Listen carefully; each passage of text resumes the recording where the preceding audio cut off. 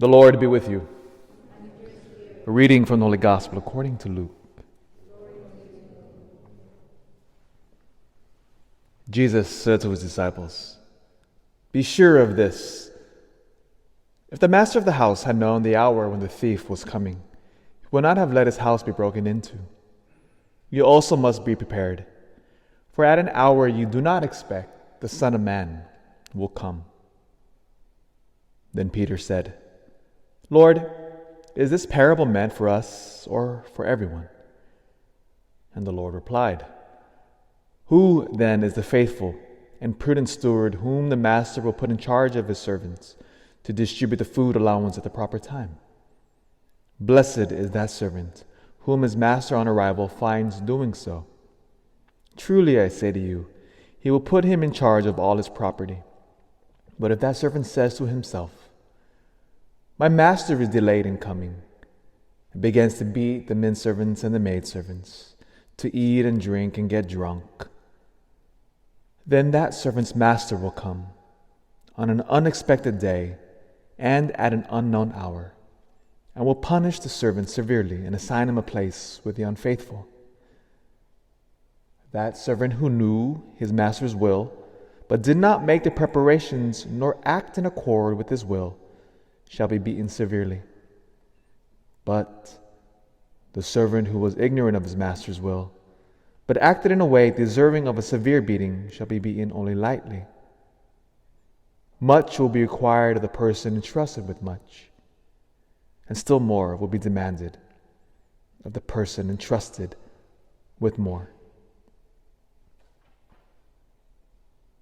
The Gospel of the Lord.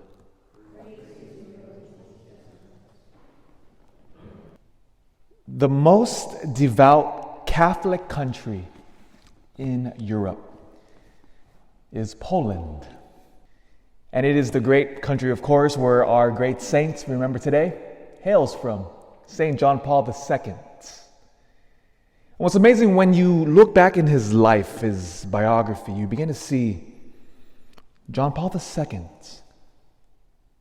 was whom the Lord speaks of today, of that faithful, prudent steward that is vigilant, just like the reading yesterday from the Gospel.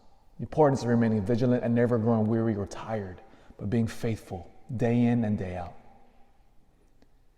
September 1939, the Nazis invade Poland, beginning of World War II. After that horrific war, as things were winding down, something else befell the Polish people. 1945, the Soviet Union. Communism now invades. So you can imagine this, the Polish people, faithful, devout Catholics, for 1,000 years. Nazis come, the communists come shortly afterwards. And what the Nazis and the communists did was that they attempted to wipe out Polish culture. And part of Polish culture, so intertwined, is the Catholic faith. Because again, regimes always do this. Destroy the Catholic Church, and you can manipulate an entire swath of people. Same story. Tired, boring story. John Paul II, 1941, as a young man, knowing this was the aim, began a resistance movement. He started the Rhapsodic Theater. So you can imagine this. What they would do was that the Nazis would be out in the streets, and John Paul II, at the time known as Karol Wojtyła, good Polish strong name, they would hold plays secretly in the house, just for a small group of people. Why? Because like the church, like theater, they were our vehicles of culture. And they knew we just have to wait out the Nazis and then later the communists. And then the Lord in His providence will sustain us, will allow us to persevere.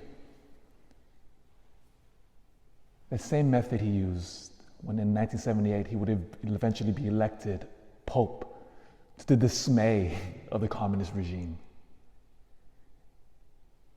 When John Paul II would return to Poland shortly after his election, The communists knew their days were numbered. They knew they would collapse.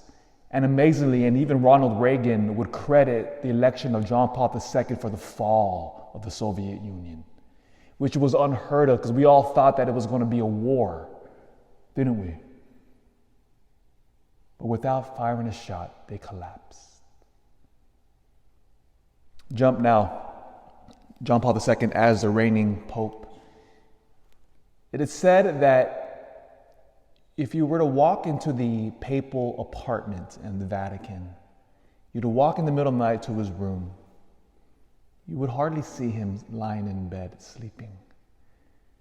His secretary would always report that John Paul II would be found in his private chapel, locked in intense prayer before the tabernacle. For hours upon hours, he would just kneel there. And it is said that it is almost as if you walked in upon Moses in the burning bush. That's how intense his prayer was. And he did this for years. What was John Paul II doing?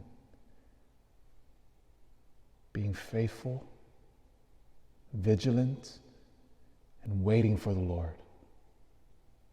Same thing with us. Pray relentlessly. And when we do that, we will become like whom the servants whom our Lord now praises. For the person entrusted with much will be demanded much.